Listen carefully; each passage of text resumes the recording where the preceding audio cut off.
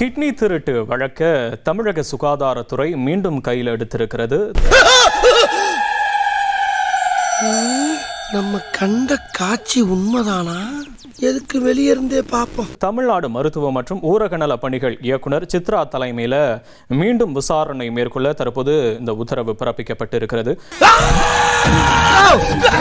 சும்மா கத்தி கத்தி டிஸ்டர்ப் பண்ற. எல்லாருமே ரொம்ப நாளாவே வெயிட் பண்ணிட்டு இருந்த ஜூலி ஜெயிலுக்கு போக ரெடியா? அது கொஞ்ச நாளா நடக்க போகுது. இன்னைக்கு தமிழ்நாடு அரசு அந்த கிட்னி திருட்டு கேஸை திரும்ப எடுத்து தீவிரமா நடத்த ஸ்ட்ரிக்டா ஆர்டர் போட்டிருக்காங்க. அது அவ்வளவுதான், டைம் முடிஞ்சது. வா, என்ன பண்றாங்கன்னு பார்த்துட்டு போலாம்னா. அப்படிங்கிற அதுவும் கரெக்ட் தான். எப்படி டிஎம்கே தான் ஆட்சிக்கு வரும், சொம்படிச்சு தப்பிச்சிடலான்னு நினைச்ச ஜூலி முடிய போது உன் ஜோலி. இனிமே எங்களுக்கெல்லாம் ஜாலி. ஏம்பா சுடுகாட்டுக்கு சொல்லியாச்சா? சொல்லியாச்சுங்க சார். ஏன் பாட ரெடியா? ஆச்சுங்க. சீக்கிரம். தேர்தல் நேரத்தில் விசாரணை நிறுத்தி வைக்கப்பட்டிருந்தனால தொய்வு இல்லாமல் இந்த விசாரணையை மீண்டும் நடத்த தமிழ்நாடு சுகாதாரத்துறை தற்போது உத்தரவு பிறப்பித்திருக்கிறது. அண்ணே அழகேசண்ணே, நீங்களா? இது என்ன புது கெட்டப்ப? ஏன்டா கேட்க மாட்டேன்? அண்ணனும் தம்பிமா சேர்ந்துக்கிட்டு தசாதாரம் கமலாசனோட என்னை அதிகமாக கெட்ட போட்டு அலைய விட்டீங்களடா. நாம் பார்க்கும்போது குறிப்பாக கடந்த திமுக ஆட்சியில் நாமக்கல் மாவட்டம், பள்ளிப்பாளையம், திருச்சி மற்றும் ஈரோடு அதனை சுற்றி இருக்கக்கூடிய மாவட்டங்களில் ஏழை தொழிலாளர்களை குறிவைத்து இந்த கிட்னி திருட்டு சட்டவிரோதமாக விற்பனை செய்யப்பட்ட சம்பவம் வந்து ரொம்பவே அதிர்ச்சியை ஏற்படுத்தி இருந்தது. எங்க நிக்கிறேன்னு சொல்லுங்க, அங்கதான் டேராவே. அவர் சட்டமன்றத்துல டேரா போடட்டும், நீ போய் ஜெயில டேரா போட்டு. ஏ சாமி, வா கிரிக்கெட் விளையாடலாம். பகவானே, இதுவரை நம்மள குமுறு குமுறு குமுறி வீட்டு வேலை பார்க்க வச்சாங்க. இப்பதான் முதல்ல விளையாட கூப்பிடுறாங்க. வாங்க போய் ரிலாக்ஸ் பண்ணலாம் வாங்க. நான் பேட்டிங்கா பவுலிங்கா? நீதான்டா ஸ்டம்ப். அக்கா, யூடியூப் நேம் ஏதோ மாத்த போறேன்னு சொன்னீங்க, என்னது? ஜூலியின் கட்டுகள்.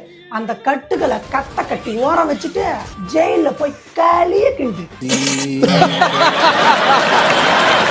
இப்ப ஜூலின்னு ஒரு அம்மா வந்திருக்காங்க பாத்தீங்களா? தமிழ்நாட்டின் பாரம்பரியத்தை காத்தவர். அது எப்படா நெஞ்சில கொஞ்சம் கூட ஈரம் இல்லாம இவ்வளவு பெரிய பொய்ய சொல்ற? ஜல்லிக்கட்டு நேரத்தில் மக்களுக்கு எழுச்சியை ஏற்படுத்தியவர். இங்க பேசிக்கிட்டு இருக்கா? அதுல என்னுடைய ஈடுபாடும் என்னுடைய பங்கும் ஒரு சிறிதளவு இருந்துச்சுன்றதுல எனக்கு இன்னைக்கு இல்ல எப்பவுமே பெருமை இருக்கு. ஜல்லிக்கட்டுன்ற ஒரு டைட்டில வச்சுக்கிட்டு ஜல்லிக்கட்டு போராட்டத்தினுடைய ஒருங்கிணைப்பாளர் நான். சென்னை மெரினால் நடந்த ஜல்லிக்கட்டு உன்னை கிட்ட கூட சேர்க்கல யாருமே. எங்கேயோ ஒரு மூலையில நின்று ஒரு கோஷத்தை போட்டுட்டு இத கேட்ட மாப்பிள மனசு என்ன பாடுபடு. ஆளக்கூடாது மாப்பு. தமிழக மக்களின் குரலாக ஒலித்தவர் ஜல்லிக்கட்டு ஜூலி என்று கம்பீரமாக பெயரை பெற்றிருக்கிறார். மூஞ்சில திருட்டுக்களை தாண்ட மாறுதுடா. அது அவங்க குடும்ப கிடையாது, அதை மாத்த முடியாது. அந்த பைத்தியம் பேசுது. என்னுடைய அன்பு மாணவ செல்வங்களே, அணையா தீ சுடர்களே, நாளைய எதிர்காலமே மற்றும் எங்க வீட்டில் பொண்ணு எடுத்து பொண்ணு கொடுத்த கிறுக்கு சுப்பையா அவர்களே. ஏண்டா உங்க வீட்டுல கிறுக்கு சுப்பையா பொண்ணு எடுக்காம கோர்பட்சேவா பொண்ணு எடுப்பாரு? சாரி, யாருன்னு தெரியலையே. என்ன அப்படி கேட்டீங்க? என்னைய வந்து நீங்க ஜல்லிக்கட்டுல, பிக் பாஸ்ல, அதுக்கப்புறம் வந்து சினிமால, சீரியல்ல எல்லாம் பார்த்திருப்பீங்க. 100 வயசு கிழவன் கிழவில இருந்து வயிற்றுக்குள்ள இருக்கிற பச்சை புள்ள வரைக்கும் என்ன தெரியாதவங்களே இருக்க முடியாது. சாரி, எனக்கு தெரியாது.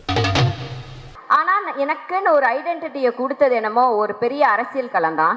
ஒரு டீம் போகுது, ஒரு புரோக்கர் டீம் போகுது.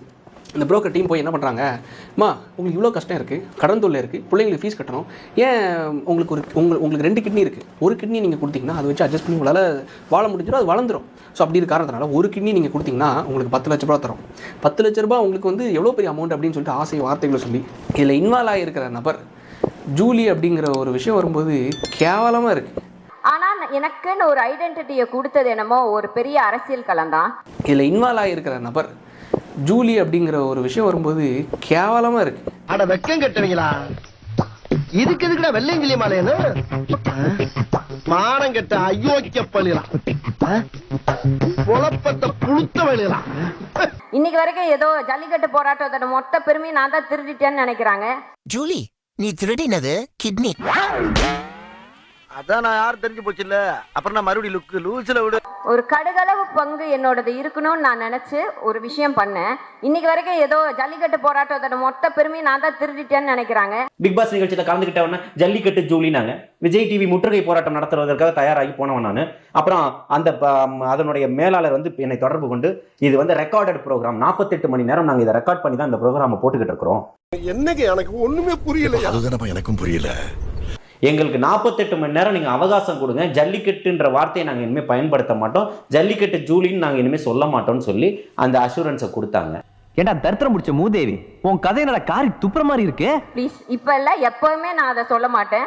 அதில் என்னுடைய ஈடுபாடும் என்னுடைய பங்கும் ஒரு சிறிதளவு இருந்துச்சுன்றதுல அவனை சொல்லி நிறுத்துங்களேன்டா. அவன் நிறுத்துற அது லூசுக்கு மட்டும் வந்துட்டே இருக்கான் போடுறா. வர நிறுத்துற அவனை. இன்னைக்கு அந்த பெருமை தான் என்னை இந்த மேடைக்கு கூட்டு வந்து நிப்பாட்டி இருக்கு. மணியா ஒரு சின்ன வேலை இருக்குது, இதை கொஞ்சம் புடி. இவங்க இவ்வளோ வாண்டடா வந்து பேசுறதுக்கான காரணம் என்ன அப்படின்னு ஒன்று இருக்கு பாத்தீங்களா? அது காரணம் என்ன? காரணம் நான் சொல்லவா? வேற ஒண்ணுமே இல்லை, ஏதோ ஒரு கிட்னி திருட்டு கேஸ் இங்க பின்னாடி ஓடிட்டு இருக்கு. திடுதிப்புனி அரசு ஏதாவது பண்ண வந்தாங்கன்னா அரசியலினுடைய சார்பு நிலை அப்படிங்கிறது வேணும். இதுக்கெல்லாம் பேர் என்ன தெரியுமா? கிட்னி திருட்டுன்னு சொன்னோடனே உங்க மனசுக்கு யார் வராங்க? எந்த அரசியல் கட்சி வருது? நான் சொல்ல மாட்டேன், குண்டாசை தூக்கி போட்டுருவாங்க என் மேல. எல்லாம் டெக்னாலஜி. அதனால கிட்னி திருட்டு அப்படின்னு சொன்னோன்னே உங்க ஞாபகத்துக்கு வரக்கூடிய அரசியல் கட்சி எது? அந்த கட்சியை இப்போ நாடி போயிருக்காங்க ஜூலி. என்னடே இந்த ஊர்ல கேட்கறதுக்கு ஆள் இல்லைன்னா என்ன வேணாலும் பண்ணிக்கலாடா. என்ன பண்ண இந்த பொண்ணு? நீங்கள் நினைக்கிற மாதிரி ஜல்லிக்கட்டு ப்ரொட்டஸ்ட்டு அதை தாண்டி வந்து இந்த பிக் பாஸ் அப்படிலாம் கிடையாது சார். இதை தாண்டி இந்த ஆர்கன் டிராஃபிக்கிங்கில் இன்வால்வ் ஆகிருக்கு. நீ காசுக்காக உழைக்கக்கூடிய மானங்கெட்ட ஒரு செயலை பண்ணிக்கிட்டு இருக்கிற. என்னம்மா நீங்க இப்படி பண்றீங்களா? உங்களுடைய கருத்துக்களை எப்பவுமே யாருக்கும் பயப்படாம நேர்மையா தைரியமா நாகரிகமா வைங்க. அதுதான் நம்மளுடைய தமிழ்நாட்டுக்கு மிக மிக முக்கியமான ஒரு விஷயம். எல்லாரையும் சொல்றாங்க, அதாவது இவ்வளவு நாள் வந்து பேசல, இப்போ வந்து பேசுறாங்க அப்படின்லாம் வந்து சொல்றாங்க. அவங்க பல சுதந்திர போராட்டங்களில் ஈடுபட்டவங்க, மதுக்கடைக்கு எதிராக போராட்டம் பண்ணவங்க, பெண்களுக்கு பாலியல் வன்புணர்வு நடக்கும் போதெல்லாம் வெகுண்டெழுந்து போராட்ட காலத்தில் நின்றவங்க. அதாவது இந்த திராவிட அரசியலை பார்த்து வளர்ந்த நம்மளும், நம்மளை வளர்த்து விட்ட இந்த திராவிட அரசியலையும்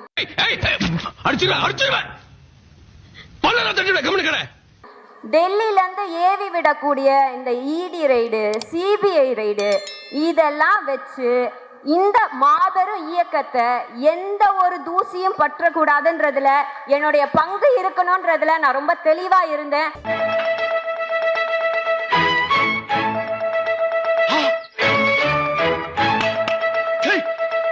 இதுக்காக குரல் கொடுக்கணும். எப்படி நான் ஜல்லிக்கட்டுக்கு குரல் கொடுத்தனோ அதே மாதிரி இதுக்காக குரல் கொடுக்கணும்னு நான் நினைச்சேன். அதனால நான் குரல் கொடுத்துட்டு இருக்கேன், குரல் கொடுப்பேன். இன்னும் தைரியமா இதை பத்தி நான் பேசுவேன். ப்ரோ மூடிட்டு போனாலும் உட்காருங்க ப்ரோ, நான் 1008 டென்ஷன்ல இருக்கேன் ப்ரோ, ப்ளீஸ் ப்ரோ தப்பா எடுத்துக்காதீங்க. ஆனா என்னைக்கும் இது எல்லாத்துக்கும் சிம்ம சொப்பனமா இருக்கக்கூடிய ஒரே தலைவர் நம்மளுடைய முதல்வர் திரு மு.க. ஸ்டாலின் அவர்கள் மட்டும்தான். ஆனா என்னைக்கும் இது எல்லாத்துக்கும் சிம்ம சொப்பனமா இருக்கக்கூடிய ஒரே தலைவர் நம்மளுடைய முதல்வர் திரு மு.க. ஸ்டாலின் அவர்கள் மட்டும்தான். எத்தனை திரை தளபதிகள் வந்தாலும் அன்னைக்கு மிசா காலத்துல இளைய தளபதி அவர்தான். அறிமுகம்லாம் படுத்த வேணாண்டா, என்ன இங்க இருக்க எல்லாருக்கும் தெரியும், பேசாம மூடிக்கிட்டு வா. பின்னாடி தளபதி அவர்தான், பின்னாடி தளபதி அவர்தான், என்னைக்கு தளபதி அவர்தான். என்ன அடி சிங்சக்குங்கறீங்களே? எனக்கு இன்னொரு போட்டியா போயிட்டு இருக்குங்க. இவன் 4 தடவை இன்னைக்கு தான்டா போட்டான், நானும் பொண்ணும் இல்ல.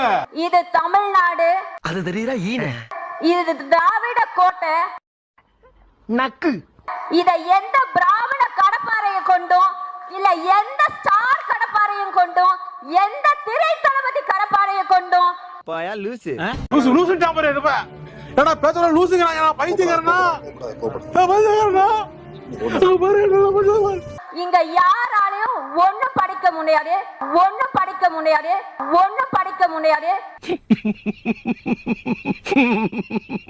ஏன்னா இந்த கோட்டை கதவுகளுக்கு முன்னாடி எங்கள மாதிரி சின்ன சின்ன அடிதாண்டிகள் இருக்கும், அடிதாண்டிகள் இருக்கும். இப்படியே உசுப்பேத்தி உடம்ப ரணகலம் ஆக்கிட்டாங்கடா. சண்டை செஞ்சு பழகுன கூட்டம் இது. என்னைக்கா இருந்தாலும் சண்டை செய்வோம். புடுங்கிருப்பாரு, அப்படியே ஒரே புடுங்க புடுங்கி இங்க நட்டுருப்பாரு. வாய் என்ன வாயை வச்சுக்கிட்டு இது பேசு மாத்தி பேசுறதுக்கும் இல்ல. ஆப்பிரிக்க மாடல், ஐரோப்பா மாடல், இவரு ட்ரம்பே இவரை பார்த்து தான் வந்து ஆட்சி பண்றாருங்கிற முதலமைச்சர் ஸ்டாலினை ஒரு சாதாரண கடைநிலை தொண்டன் சொந்த தொகுதியில தோக்கடிச்சாங்க. அப்ப என்ன இவர் ஐரோப்பா மாடல் முதலமைச்சரா? ஆனா இந்த எதிர்கட்சி தலைவர் எடப்பாடி பழனிசாமிய தமிழ்நாட்டிலேயே 98,000 ஓட்டு அதிகமா ஓட்டு வாங்கி அவருக்கு ஓட்டு போட்டு இந்த மக்கள் ஜெயிக்க வச்சிருக்காங்க. பர்கூர்ல ஜெயலலிதா தோற்கலையா? உங்க கட்சியின் தலைவி ஜெயலலிதா பர்கூர்ல 96ல தோற்றாங்களா? தோற்கலையா? அப்ப ஜெயலலிதா இல்லைன்னு ஆயிருமா? ஆளுமை இல்லைன்னு ஆயிருமா? ஆனஸ்டான பதில் சொல்றேன். சூப்பரான கேள்வி கேட்டீங்க. ஜெயலலிதா தோற்றார்களா தோற்கலையா? அப்படி நிறுத்திக்கங்க. அதோட நான் இப்ப கேக்குறேன். ஆனஸ்டான பதில் சொல்றேன். நீங்களும் சொல்லுங்க. 91 96ல ஜெயலலிதா அம்மா பண்ணது கொடுங்கோல் ஆட்சி. மக்கள் தோக்கடிச்சாங்க. அதே தான் இப்ப ஸ்டாலின் பண்ணாரு, தோக்கடிச்சாங்க. ஒத்துக்கிறீங்களா? ஒத்துக்கிறீங்களா? இப்ப இதுக்கு வாயை திறக்க சொல்லுங்க அப்பாஸ. காமராஜர் தோற்றிருக்கிறாரு, பேரறிஞர் அண்ணா தோற்றிருக்கிறாரு. அவங்க எல்லாம் கொடுங்கோல் ஆட்சியா நடத்தி தோற்றுருக்காங்க. அவங்க கொடுங்கோல் ஆட்சியில தோற்றாங்க. அவங்க அண்ணா திமுக ஆதரவாளர். ஆமா, முதல் தடவை ஆட்சிக்கு வந்தாங்க 43 வயசுல என்னன்னு தெரியாம சசிகலாவோட சேர்ந்து ஆட்டம் போட்டாங்க. மக்கள் தூக்கி அடிச்சாங்க. அதத்தான் ஐரோப்பா மாடல், ஆப்பிரிக்க மாடல், எல்லாம் சேருவோம், ஒன்று சேருவோம், தலை குமிய விட மாட்டேன்னு கதை கதையா சுத்துறீங்களா? அந்த கொடுங்கோல் ஆட்சிக்கு தான் ஸ்டாலின் தோக்கடிச்சாங்க. ஒத்துக்கிறீங்களா இல்லையா? இதுக்கு பதில் சொல்லுங்க. பதில் சொல்லுங்க. 1 2 3. இதுதான் அப்பா சொல்லுங்க. விழுக்காடு, 1 விழுக்காடா இல்ல 10 விழுக்காடா இல்ல 20 விழுக்காடா இல்ல 25 விழுக்காடா இல்ல 30 விழுக்காடா இல்ல திமுக விட அதிகமா? எப்படி மதிப்பிடுறது? களத்துக்கு போகணும், ஓட்டு வாங்கணும்ல. வாங்கினாதானே தெரியும். அப்போ அப்படியே தலைகீழா புரட்டி போடக்கூடிய அளவுக்கு, புரட்சியை வெடிக்கக்கூடிய அளவுக்கு அவர் எது புதுசா கொள்கைகளை, செயல் திட்டங்களை வச்சுட்டாரு பார்த்தா அதுவும் இல்ல.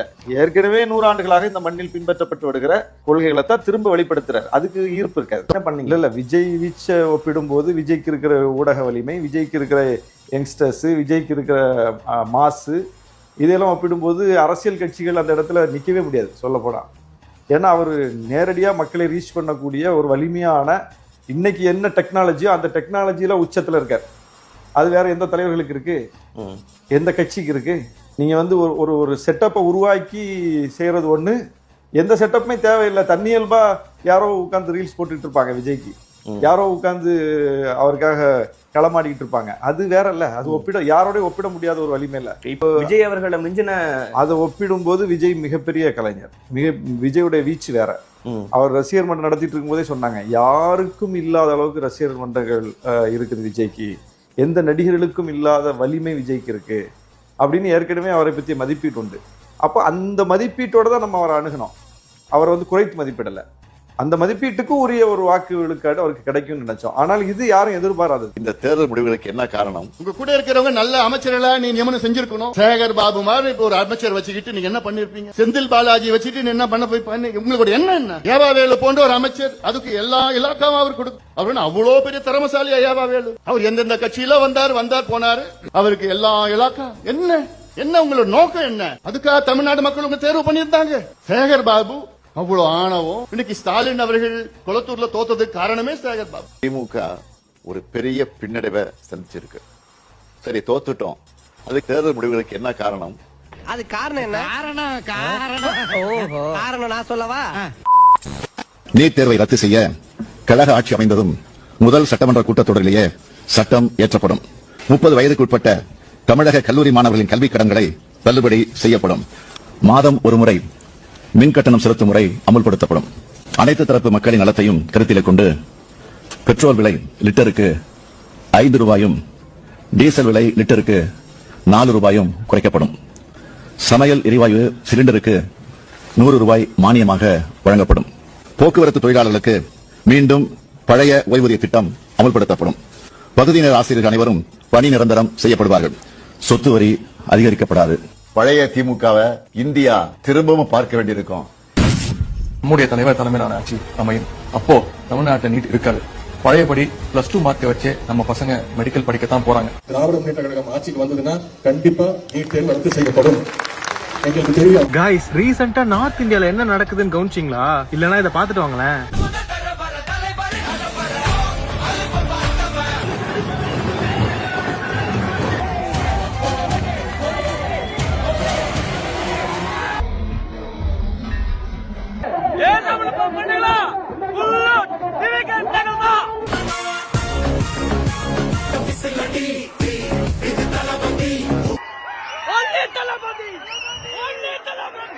டேய், யாரா நீங்க? அண்ணா இங்க சிஎம் ஆகி இன்னும் 10 நாள் கம்ப்ளீட் ஆகல, அதுக்குள்ள நீங்க அங்க அவரை அப்படி எலிவேட் பண்ணிட்டு இருக்கீங்கன்னா அதெல்லாம் பார்க்கும் போது இருக்கு. இதெல்லாம் ஏன் நடக்குது, எப்படி நடக்குது, இப்ப ஏன் நடக்குதுன்றது எனக்கு ஒன்றும் புரியல. உங்க தாட்ஸ் என்ன அப்படின்றத கமெண்ட்ஸ்ல சொல்லுங்க. ஒருவேளை இது இப்படியே கண்டினியூ ஆச்சுன்னா 2029ல